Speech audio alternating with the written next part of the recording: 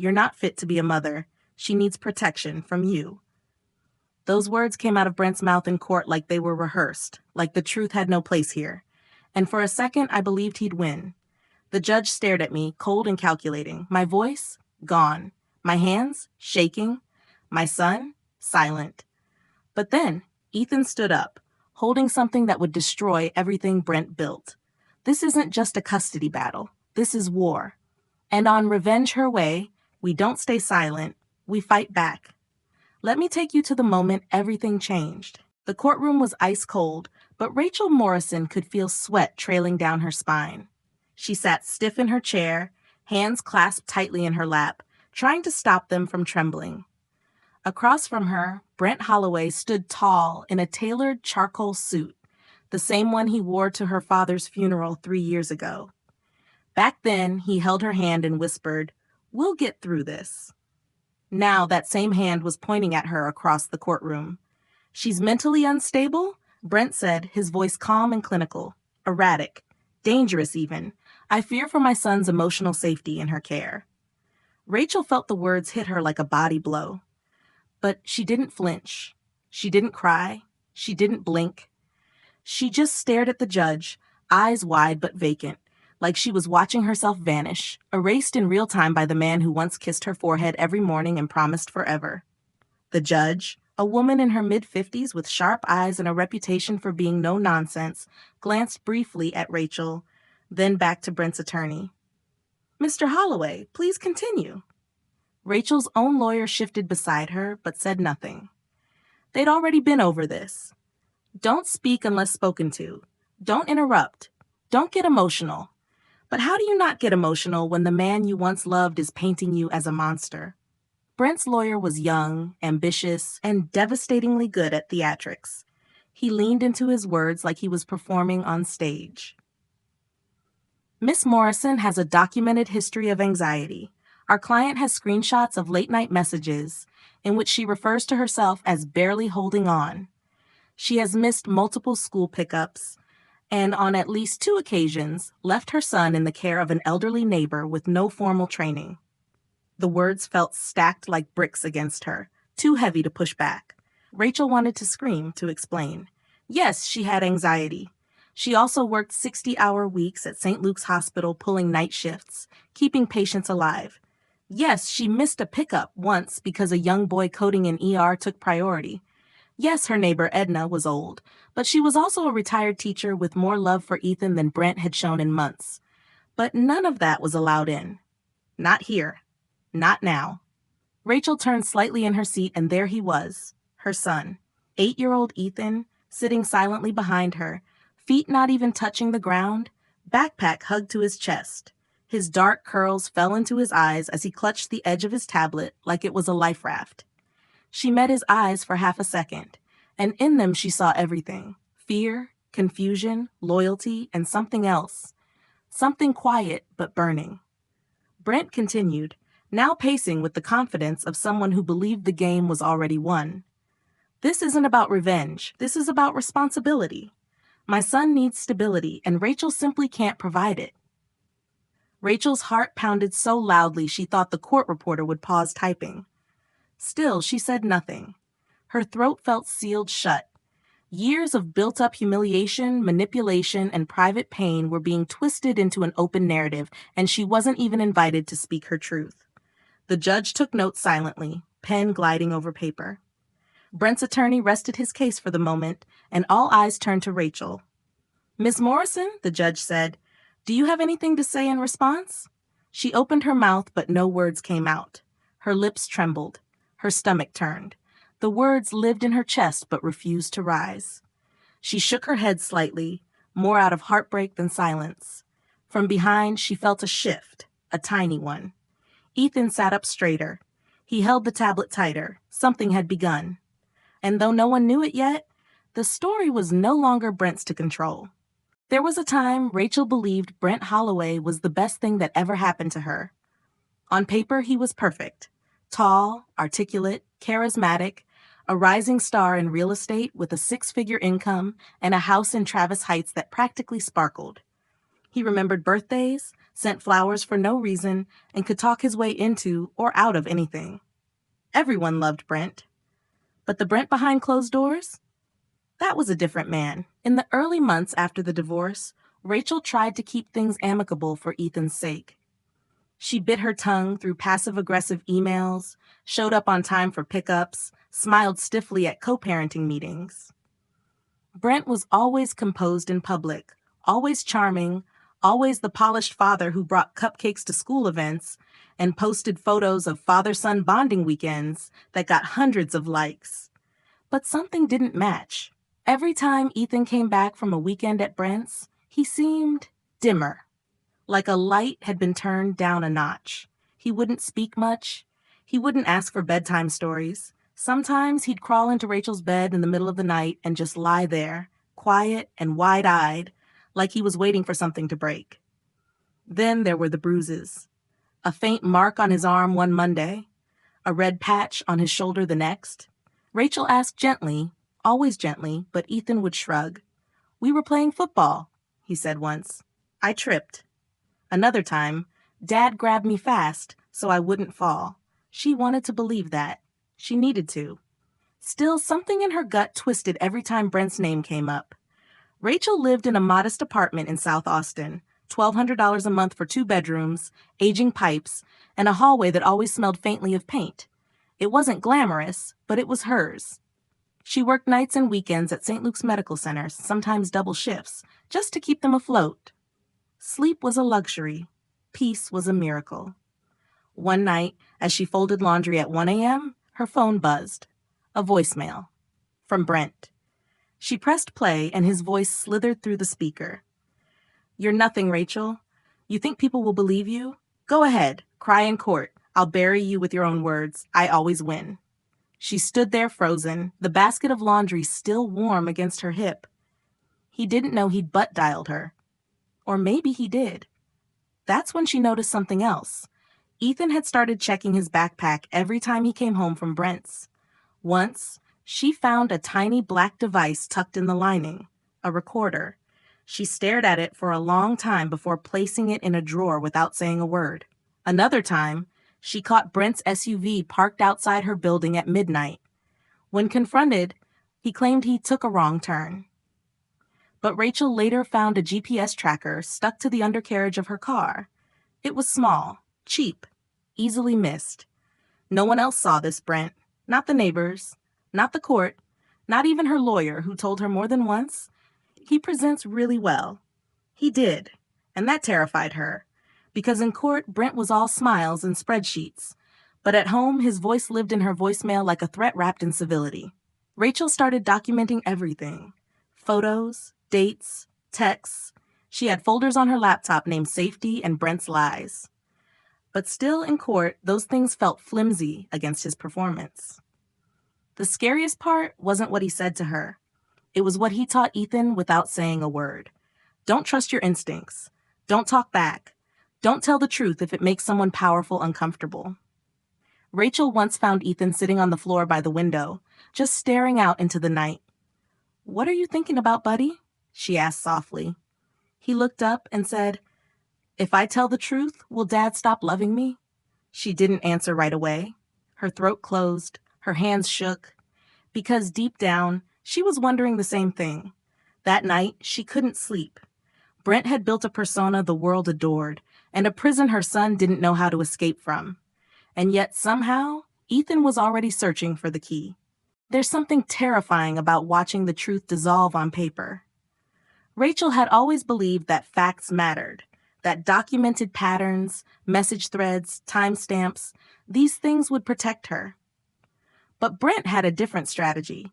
He wasn't interested in truth. He was interested in narrative, and he knew how to write one the court would believe. It started with a text message. One night after a 14-hour shift and a fight with Ethan over bedtime, Rachel sent a message to her sister. "I'm exhausted. I don't know how much more I can take." It was vulnerable, honest, human. In court filings, Brent's attorney highlighted that message as evidence of emotional instability and neglectful parenting. Another screenshot. Rachel reminding Brent to pick up Ethan's allergy meds was reframed as a combative tone, creating unnecessary conflict. A voicemail she left about a scheduling change? Verbal aggression? Borderline harassment. He dissected her motherhood line by line, word by word, turning every moment of weakness into ammunition. Every single thing she had ever said in frustration, in fear, in love, was twisted into something else entirely. And then came the psychologist. Rachel hadn't seen it coming. Brent had hired Dr. Alan Moore, a custody evaluator who had a reputation for siding with the more structured parent. Brent gave him access to cherry-pick conversations and carefully rehearsed statements. Dr. Moore's report arrived in a crisp envelope with a 26-page summary. The words burned as she read them. Signs of parental alienation, inconsistent emotional behavior, tendency toward anxiety-fueled decision-making, potential long-term impact on minor child. Rachel's name was on every page, but none of it felt like her. She tried to fight back. She brought in calendars showing her consistent care for Ethan. Grocery receipts, school forms, messages to teachers. A full binder titled Ethan's Life, pictures of birthday parties, doctor visits, school projects. She highlighted her shift logs, proving she never once missed a school pickup without arranging coverage. But when she presented it in court, Brent's attorney smirked. "These are just a mother's personal records," he said. "Naturally biased. Subjective. Subjective." Rachel's whole life had become subjective. Her hours of nursing work, her late nights checking Ethan's homework, her birthday cupcakes and story times, all boiled down to an emotional woman trying too hard. She remembered sitting in her car after that hearing, gripping the steering wheel until her knuckles turned white. Ethan was with Brent for the weekend. The apartment felt too quiet, too wide. Her lawyer had resigned 2 days earlier, citing personal reasons. She had no one to fight for her but herself. And still, she tried. She wrote letters to the court. She requested a new custody evaluation. She begged the new judge to consider Ethan's behavior, his night terrors, the sudden stomach aches, the way he flinched when someone raised their voice. But nothing moved the dial. On paper, Brent was structured, stable, employed, polished. And Rachel? Rachel was a woman trying not to unravel while carrying the weight of 2 lives. Still, Ethan never said a word. He didn't talk about the bruises. He didn't mention the shouting. He didn't explain why he stopped asking to go to the park. When she kissed his forehead goodnight, he'd whisper, "I'm fine, Mom," like he was reading a line someone told him to memorize. Rachel knew the silence wasn't normal. She just didn't know how deep it went. Until that Sunday night. The night Ethan quietly walked into the living room, sat on the edge of the couch, and said, "Mom, can I show you something?" What he pulled out would change everything. But at the time, she didn't realize it. She just knew her son was finally ready to speak. It happened on a Saturday night, long after bedtime. Brent had picked Ethan up late from soccer practice and brought him to his apartment across town. The evening started with pizza as usual, but something shifted quickly. Brent grew tense when Ethan mentioned that Rachel had signed him up for art club. He slammed the pizza box shut and began muttering under his breath. Words Ethan didn't fully understand, but the tone chilled him. Then Brent's phone rang. A short conversation. Rachel's name was mentioned. And then it started. Ethan, tucked into his makeshift sleeping bag in the guest room, wasn't asleep. He never slept well there. He often kept his school tablet nearby, loaded with games, just to have something familiar close. But this time, instead of playing a game, he swiped into the camera app and pressed record. It wasn't something he planned. It was something his gut told him to do. The sound of breaking glass echoed down the hallway. "Your mom is a liar," Brent's voice roared. "If you tell anyone what I said tonight, you'll regret it, Ethan. Do you understand me?" Ethan didn't answer. He didn't breathe. He just kept recording. And when Brent stomped off into his bedroom, slamming the door behind him, Ethan quietly stopped the recording, closed the tablet, and buried it under his pillow. For 4 days, he didn't tell a soul. He carried the tablet with him like it was part of him, but said nothing. At school, he was quieter than usual. At home, he avoided eye contact. Rachel noticed but didn't press. She assumed it was the stress of the custody hearings, the tension no child should ever have to carry. Then came the first court appearance. Rachel came home hollow. Her face was tight, her voice barely audible. Ethan watched from across the kitchen table as she sat down with her head in her hands and just stayed there. She didn't cry, not loudly, but he saw her shoulders shake. He saw the way she tried to breathe without making noise. That was the moment something inside Ethan shifted. That night, after Rachel had gone to bed, Ethan tiptoed into the living room where his grandmother, Linda, was folding laundry. He climbed onto the couch and opened the tablet, his small fingers moving with hesitation but certainty. He pulled up the video and hit play. Brent's voice thundered through the speakers, startling Linda. She froze, then leaned in as the threats unfurled. When the video ended, Ethan looked up at her, his eyes wide and scared but firm. "Is this enough to help her now?" he asked. Linda didn't speak for a full 10 seconds. She just reached out and pulled her grandson close, pressing her cheek to his head. "It just might be," she whispered. Rachel didn't find out until the next evening. Linda sat her down, tablet in hand, and told her what Ethan had shown her.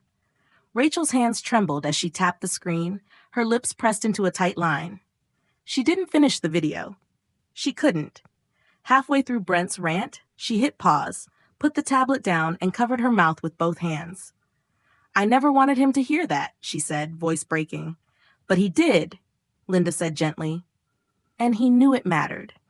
That night, Rachel tucked Ethan into bed with extra care. She smoothed his hair back and kissed his forehead 3 times. "Are you scared?" she asked softly. He nodded. "Do you want to talk about it?" He shook his head. They sat in silence for a while, hand in hand, until Rachel stood to leave the room. Just as she reached the door, Ethan spoke. "I'm going to bring the tablet tomorrow," he said. Rachel turned, startled. "What?" "I just want them to hear him too," he said. She didn't argue. She didn't try to stop him. Because somewhere inside her, something finally felt like it was shifting. Not everything. Not yet. But something. The next morning, as they got dressed for court, Ethan zipped the tablet into the front pocket of his backpack. He didn't say another word about it, but Rachel could see it in his eyes. He wasn't afraid anymore. He was ready.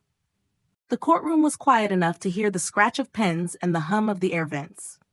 Rachel sat rigid, palms pressed against her skirt, heart hammering so loudly she thought the judge might hear it. The second hearing had begun, much like the first, calculated, cold, and overwhelmingly one-sided. Brent stood with perfect posture, nodding politely to the judge before launching into a performance honed over months. "Your Honor, I am requesting sole custody of my son for his emotional well-being," Brent declared, his voice steady, his tone almost paternal. "This is not a decision I take lightly, but I can no longer stand by and watch my son be caught in emotional turbulence. He needs structure. He needs peace. And with all due respect, Miss Morrison cannot provide that." Rachel felt her stomach twist. Every time he spoke, it felt like the world tilted further in his favor. His words were polished, practiced. He never raised his voice, never faltered. He sounded like he truly believed every lie. Her attorney cleared his throat, readying a weak rebuttal, one that Rachel already knew wouldn't be enough. She could feel it coming again, the silence that would follow, the nods of agreement from strangers who didn't know her life. And then a chair creaked behind her. Ethan stood. He was barely 4 feet tall, but in that moment, every eye in the courtroom turned to him. The judge blinked, eyebrows lifting ever so slightly. "Your Honor?" Ethan's voice was small but steady. "Yes?" Judge Whitaker replied, tilting her head. "I have something I think you should see. It's from my dad's house." There was a beat of silence, then 2. "Ethan," Rachel whispered, nearly rising from her seat. But Ethan had already stepped into the aisle, his backpack hugged to his chest. He reached inside, pulled out his tablet, and walked slowly toward the bailiff. "I recorded something," he said simply. "I didn't tell anyone before, but I think it matters." The courtroom held its breath. The bailiff took the tablet gently, walked it up to the bench, and handed it to the judge. She looked at Ethan. "Do you know what's on this recording?" Ethan nodded. It's my dad. He didn't know I was awake. She glanced at Brent, whose face had drained of color. His attorney leaned in, whispering furiously, but Brent said nothing. Judge Whitaker tapped the screen. The audio began to play, projected softly through the courtroom speaker system. The room filled with Brent's voice, raw, angry, unmistakable. You think your mom's so great? She's pathetic. If you tell anyone what I said, I swear you'll regret it. There was a crash, something breaking. A plate, a chair, then a small voice, Ethan's, barely audible. I'm sorry. Brent snapped back. Don't talk back to me. And then silence. When the audio ended, the courtroom didn't move. The air itself felt like it had thickened. Rachel's throat tightened. Her son, her sweet, quiet boy, had carried that weight alone for days, and then chosen to speak now in front of strangers, to protect her. Judge Whitaker set the tablet down. Mr. Holloway, she said, her voice even but unmistakably sharp, we will take a recess. I am ordering an immediate temporary suspension of your custody rights, pending further investigation. Brent opened his mouth, but the judge raised her hand. No further discussion. Bailiff, please escort Mr. Holloway from the room. Rachel couldn't breathe. Brent turned, his face contorted with a mix of shock and fury, but he said nothing as the bailiff guided him out. His lawyer followed, stunned into silence. Ethan turned back toward the gallery, his face pale but calm. He walked to Rachel and sat beside her. She took his hand. For the first time, she thought, truth didn't need a lawyer. It just needed an 8-year-old with courage. And now, the story no longer belonged to Brent. It belonged to Ethan. The days after the courtroom turned quietly revolutionary. Rachel didn't celebrate. There was no champagne, no triumphant music playing in her head. Just a hollow sort of stillness that came with surviving something too big to name. She had temporary full custody of Ethan. Brent's visitation rights were suspended pending a psychological evaluation. The court's decision was clear, but the emotional dust hadn't settled. Ethan didn't ask what supervised visitation meant. He simply stopped bringing his overnight bag to school on Fridays. That weekend, Rachel found him sitting cross-legged at the kitchen table, coloring silently. She almost didn't notice the change until she leaned over and saw the picture. It wasn't a stormy house anymore. No jagged scribbles, no dark skies or tiny stick figures in separate rooms. Instead, Ethan had drawn a sun, a big one, and a room filled with color. Yellow curtains, green carpet, a bed with 2 pillows, and what looked like a tiny penguin stuffed animal drawn with careful detail.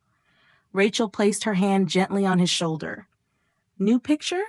She asked. He nodded. What's it about? He hesitated, then looked up. About what it feels like when it's safe. She didn't cry. Not then. She just kissed the top of his head and sat beside him until the light through the window shifted. Later that night, as they were brushing teeth side by side, Ethan stared at himself in the mirror and asked, Do kids always have to be the brave ones? Rachel stopped mid-motion, her toothbrush still in hand. No, she said softly. They shouldn't have to be, but sometimes they're the only ones who see the truth soon enough to say it. Ethan didn't respond, but the next morning he pinned his sunlit drawing to the fridge and added another, one of a small voice balloon coming from a tiny stick figure holding a tablet. The next 2 weeks passed in gentle waves. Rachel took time off work. Ethan saw a therapist the court recommended, a warm, soft-spoken woman named Dr. Keller, who had walls full of art supplies instead of clipboards. One afternoon, as they left her office, Rachel noticed Ethan walking more confidently, like something inside him had shifted. She asked me if I was scared, he said in the car. And what did you say? That I was, he replied, but I did it anyway. Rachel reached over and squeezed his hand. She also said it was okay to tell the truth, even if it's about a parent, he added after a pause. Is that true? She nodded. Especially then. Somewhere in those quiet days, Rachel began writing. She started with a journal entry, but the words spilled over. She wrote about gaslighting, about what it's like to be called unstable for showing emotion, and how easy it is to be erased by someone who knows how to smile at the right moments. Then she posted it anonymously on a parenting forum. Within 2 days, it had over 2,000 views. By the end of the week, 20,000. Women, strangers began commenting. I thought I was the only one. This is exactly what happened to me. Thank you for writing this. Rachel didn't feel brave. She felt honest. And maybe that was enough. She wrote late at night while Ethan slept, the hum of the fridge her only soundtrack. Her blog became a small lighthouse, guiding other mothers through the fog of silence. On a Wednesday evening, she found a sticky note on her laptop, written in Ethan's uneven handwriting. Truth is okay, right? She stuck it to her monitor. Later that night, while folding laundry, she whispered to herself, bravery doesn't come with a suit and a script. It comes with truth that won't stay quiet anymore. And now neither of them were quiet. Not anymore. 5 weeks later, the final hearing felt different. There was still a courtroom, still a judge, still rows of pew-like benches and the sterile scent of government-grade air conditioning. But the energy had shifted. It no longer felt like Rachel was walking into a trap. This time she was walking in with truth on her side, and her son by her hand. The judge read the decision slowly, carefully. Legal language layered over human pain. Full physical and legal custody of Ethan Morrison shall be awarded to Miss Rachel Morrison. Mr. Brent Holloway shall be granted supervised visitation twice monthly at a court-approved facility. All other parental privileges are hereby suspended pending further review. Brent didn't react. He didn't speak. He sat there, jaw locked, eyes unfocused, as though the loss hadn't reached him yet, or maybe he'd known it was coming all along. He didn't file an appeal. Within a week, he had moved out of state, changed his number, and faded from their lives without a word. Rachel didn't feel victorious. She felt steady. She felt whole. And when she looked at Ethan, sitting beside her in a blue sweater, his fingers tracing the edge of her sleeve, she felt free. They packed their apartment in a slow, quiet rhythm, each box sealed with care, each room walked through twice. Rachel accepted a position in a small clinic in Buena Vista, Colorado. The pay wasn't much, just over $74,000 a year, but the work was honest, and the air felt cleaner. The town was small, surrounded by mountains and kind strangers. Their new home was a rented cottage with chipped paint and creaky floors that reminded Rachel of the first apartment she and Ethan had called home. Only this one had a backyard and a view of the sky uninterrupted. Ethan enrolled in 3rd grade at a school where the teachers remembered every student's birthday. On his first day, he handed in a request to start a club. It was called Small Truth Tellers. A space, he explained, where kids could talk about things that scared them, or confused them, or made them feel like their voice didn't matter. The principal approved it by lunch. Rachel came home one evening to find a note on the kitchen table, written in Ethan's scrawled handwriting. Mom, I was scared, but you were worth telling the truth for. She sat down, paper still in hand, and let herself cry in the middle of a calm kitchen, in the middle of a safe home, in the middle of a life that no longer belonged to fear. The truth hadn't just saved them. It had rebuilt them. And if you're still here listening, thank you. Thank you for walking through this story with us. For every woman who's been silenced, every child who's been taught to keep secrets, and every person who's been told that quiet is safer than truth. Let this be your reminder. Silence isn't strength. Truth is. If this story moved you, don't forget to subscribe to Revenge Her Way. There are more stories coming, real, raw, and full of hope. And remember, sometimes the smallest voices carry the loudest truth. We'll see you in the next one. Stay brave, stay honest, stay loud.